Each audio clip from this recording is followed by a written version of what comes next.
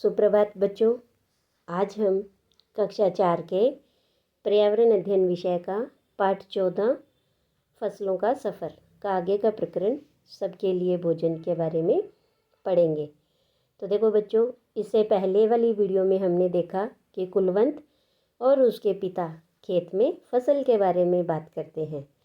कुलवंत के पिता ने कुलवंत को बताया कि जब फसल पक जाएगी तो उसे काटकर थ्रेसर मशीन से साफ़ करके बोरी में भरेंगे और फिर इस अनाज को अनाज मंडी ले जा कर के और वहाँ बेच देंगे।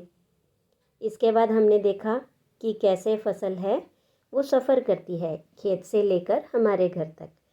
जब फसल पक जाती है तो उसे बोरी में भरकर विभिन्न साधनों के द्वारा अनाज मंडी लाया जाता है और फिर इस अनाज को विभिन्न साधनों के द्वारा थोक व्यापारी तक और सरकारी गोदाम तक पहुंचाया जाता है और फिर वहां से खुदरा व्यापारी तक और उचित मूल्य की दुकान तक अनाज आता है और यहाँ से ये अनाज हमारे घरों तक पहुंचता है।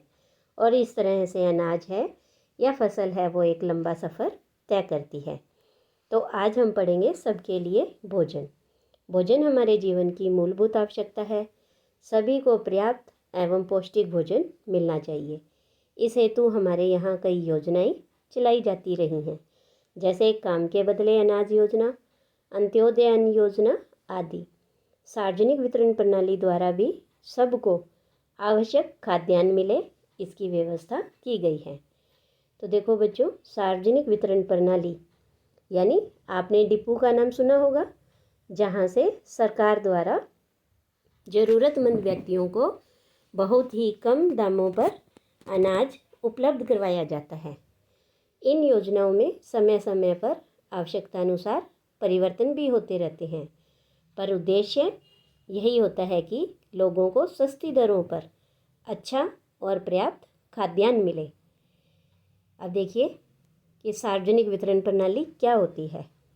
इस योजना के तहत आवश्यकता वाले परिवार को बहुत सस्ती दर पर चावल, गेहूँ, मोटा अनाज, शक्कर, तेल आदि उचित मूल्य की दुकान या राशन की दुकान से मिल जाता है। अब पता कीजिए और लिखिए में पहला प्रश्न देखो, क्या आपके क्षेत्र में कोई ऐसा व्यक्ति है जिसे पर्याप्त भोजन नहीं मिलता और क्यों?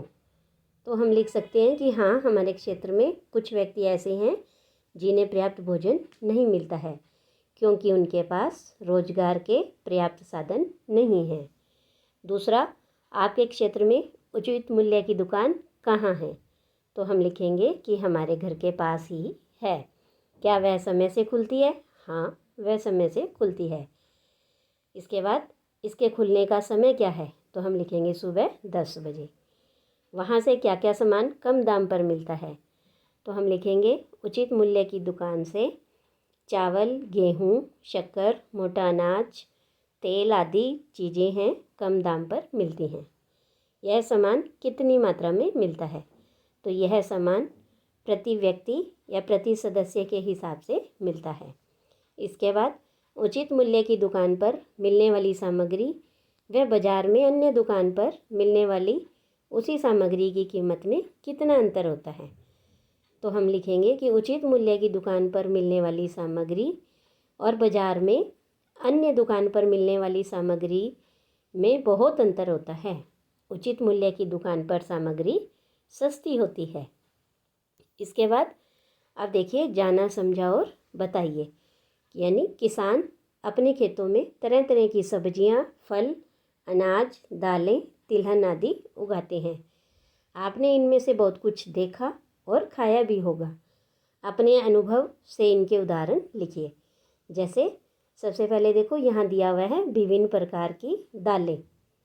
तो इसमें हम जैसे मूंग, अरहर, चना, मसूर आदि।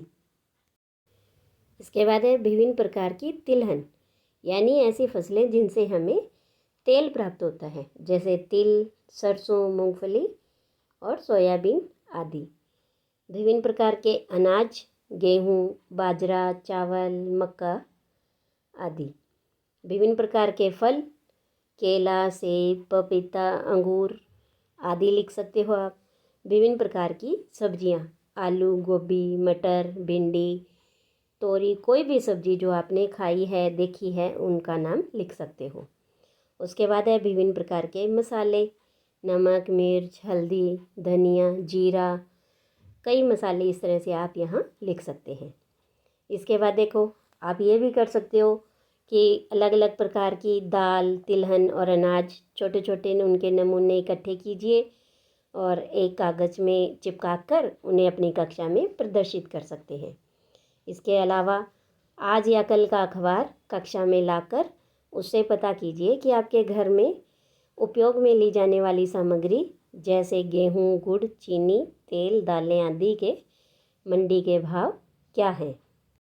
तो इस तरह से हमने इस पाठ में देखा कि खेत से घर तक खाद्यान्न अनेक चरणों से होकर आता है और सबको खाना मिले, इसके लिए सरकार ने कई योजनाएं भी चलाई होती हैं।